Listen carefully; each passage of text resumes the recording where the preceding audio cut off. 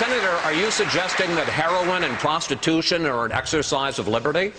Well, you know, I probably never used those words. You put those words someplace. But, yes, in essence, if I leave it to the states, it's going to be up to the states. Up until this past century, you know, for over 100 years they were legal. What you're inferring is, you know what? If we legalized heroin tomorrow, everybody's going to use heroin.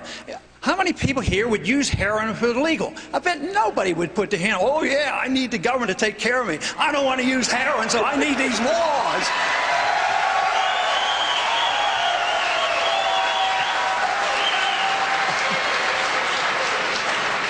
I never thought heroin would get applause here in South Carolina. How do you propose to keep Medicare financially solvent for the next 50 years and beyond? Let's start with Dr. Paul on this one.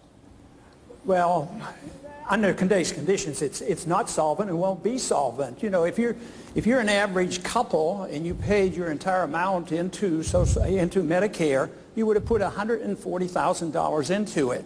And in your lifetime, you will take out more than 3 times that much. So a little bit of arithmetic tells you it's not solvent. So we're up against the wall on that. So it can't be made solvent. It has to change. We have to have more competition in medicine. And I would think that if we don't want to cut any of the medical benefits for children or the elderly, because we have drawn so many in and got them so dependent on the government, if you want to work a transition, you have to cut a lot of money. And that's why I argue the case that this money ought to be cut out of foreign welfare and foreign militarism and corporate welfare and the military-industrial complex. Then we might have enough money to tide people over. But some revamping has to occur. What we need is competition. We need to get a chance for the people to opt out of the system. Just to talk about opting out of Obamacare, why can't we opt out of the whole system and take care of ourselves? All right, let's continue the conversation. Congressman Paul, 30 seconds. You've heard the war propaganda that is liable to lead us into the 6th war, and I worry about that position. Iran is a threat because they have some militants there. But believe me, they're all around the world, and they're all around the world, and they're not a whole lot different than others. Iran does not have an air force that can come here. They can't even make enough gasoline for themselves. And here we are, building this case up, please. They're building up this case just like we did in Iraq. Build up the war propaganda. There was no Al-Qaeda in Iraq, and they had nuclear weapons, and we had to go in. I'm sure you supported that war as well. Okay. It's time we quit this. It's time. It's trillions of dollars we're spending on these wars. If you were president, what would you begin to downsize, eliminate, redirect to states? What are the programs at the federal level that we need to get out of the federal government? Well, that's a difficult question because that's a long list. I'd rather you give me the list of one of the things we should keep. Yeah.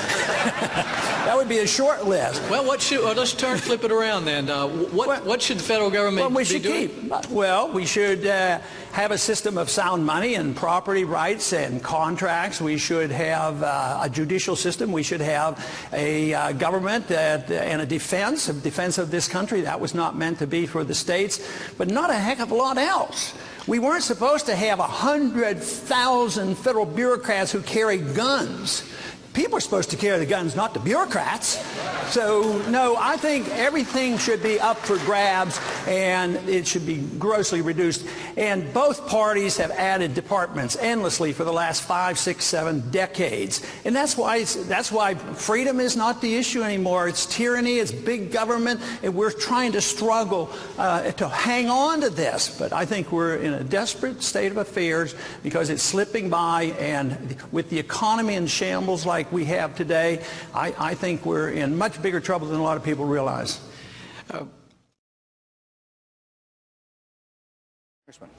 Your thought? Obviously, it's a very big problem. I think we need to remove the incentive, easy road to citizenship.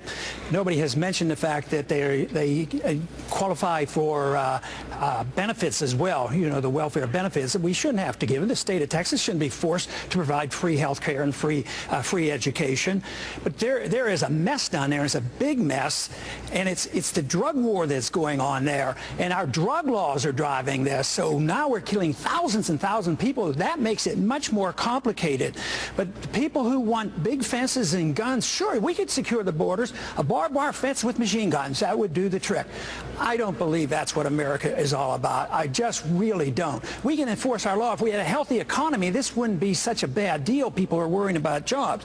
But every time you think about this toughness on the border and ID cards and real IDs, think that it's a penalty against the American people, too. I think this fence business is designed and may well be used against us and keep us in. In economic turmoil, the people want to leave with their capital, and there's capital controls and there's people control. So every time you think of a fence keeping all those bad people out, think about those fences maybe being used against us, keeping us in.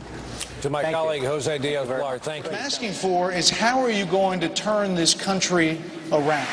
Congressman Paul.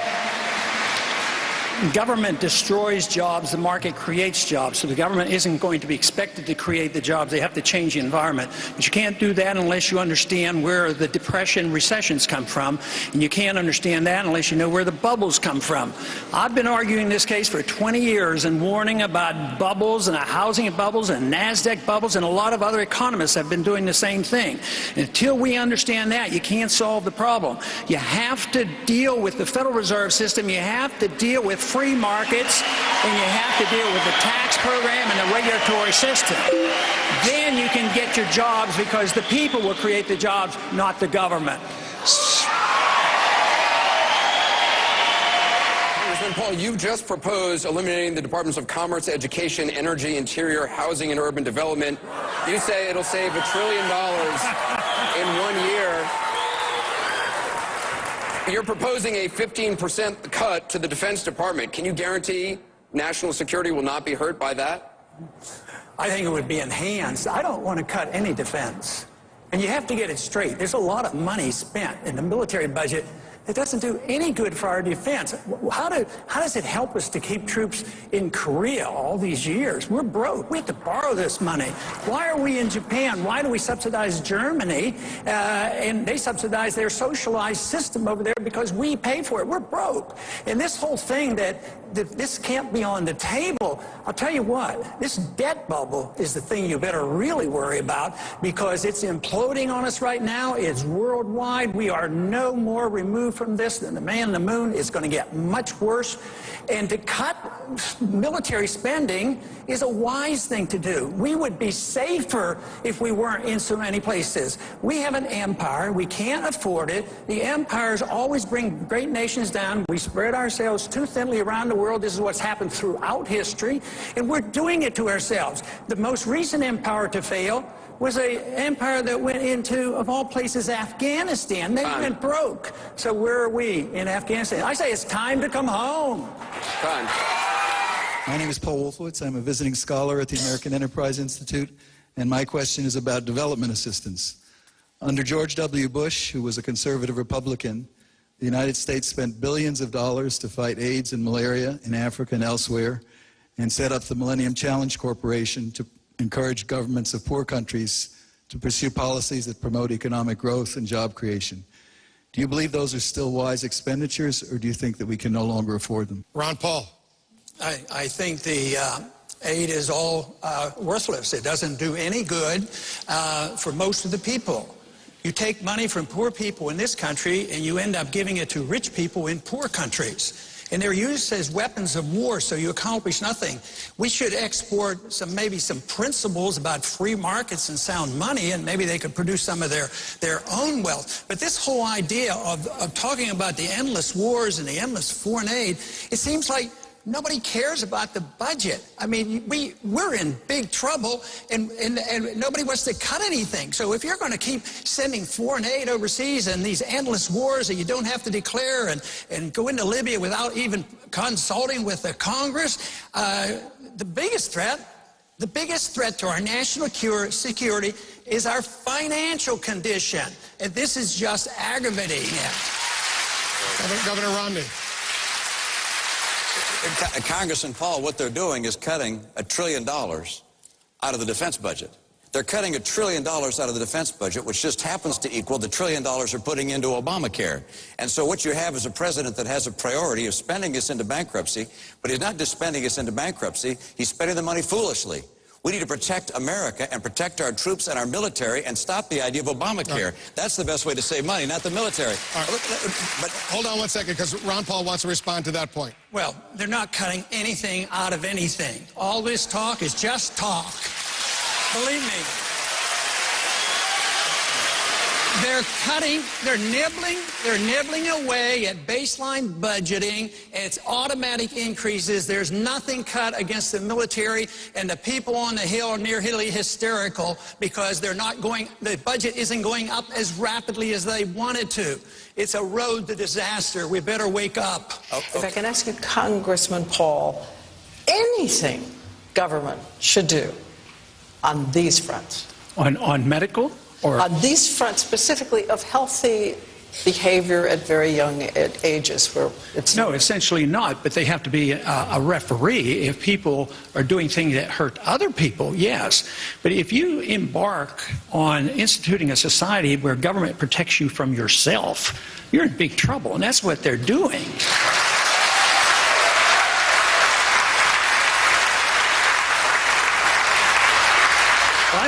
I think what we've had here is a demonstration of why should we have a candidate that's going to have to explain themselves. 70% of the people want further explanations on what your positions are. So I think that is endless. But you talk about the Obamacare using force.